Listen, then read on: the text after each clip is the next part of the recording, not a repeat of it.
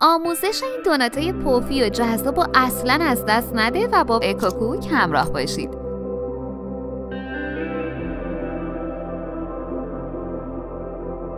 دو سوم لیوان شیر ولرم، یک قاشق غذاخوری خمیرمایه فوری، یک قاشق غذاخوری شکر. با هم مخلوط کنید و روش رو بپوشونید و 10 دقیقه کنار بذارید تا عمل بیاد. داخل یه ظرف جدا 2 عدد تخم مرغ، 3 قاشق غذاخوری شکر و نصف قاشق چایخوری نمک رو مخلوط کنید.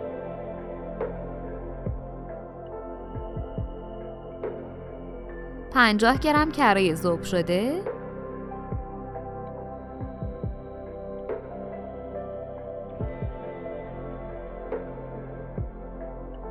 یه سوم لیوان آب ولرم و خمیرمایه عمل اومده رو هم بزنید و به مواد اضافه و همه رو کاملا با هم مخلوط کنید.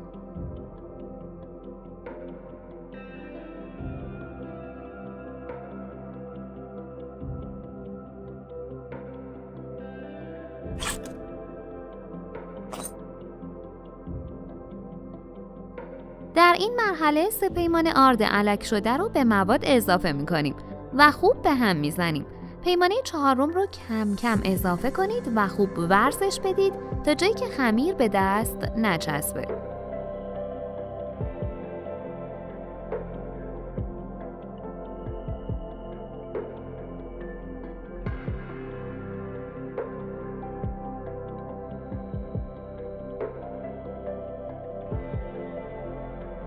داخل یه ظرف گودرو چرب کنید و خمیر رو بذارید. روش رو بپوشونید و 1 ساعت بهش استراحت بدید. حجم خمیر باید 2 برابر بشه. دوباره کمی ورزش بدید.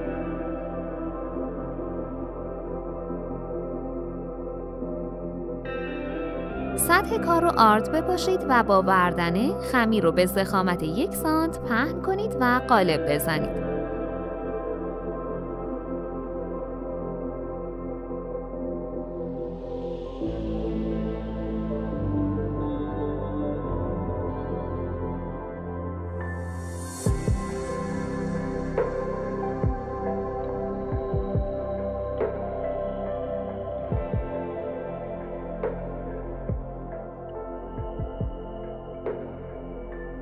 کف یه سینی کاغذ روغنی ها رو جدا جدا بذارید و آرد پاشی کنید و دونات ها رو روش قرار بدید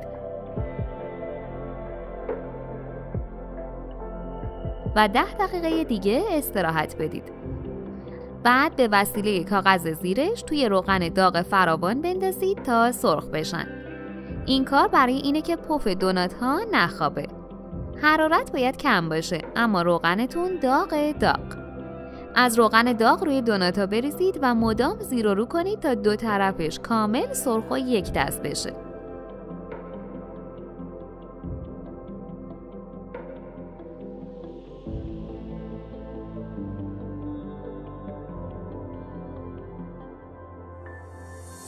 در آخر دوناتا رو داخل شکلات تخته‌ای ذوب شده بزنید و با ترافلای رنگی تزیین کنید.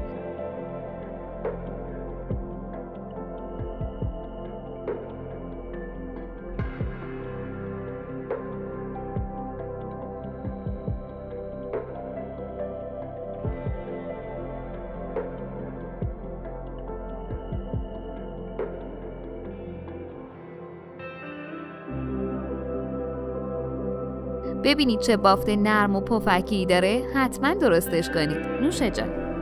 لطفاً برای حمایت از ما لایک و سابسکرایب رو فراموش نکنید.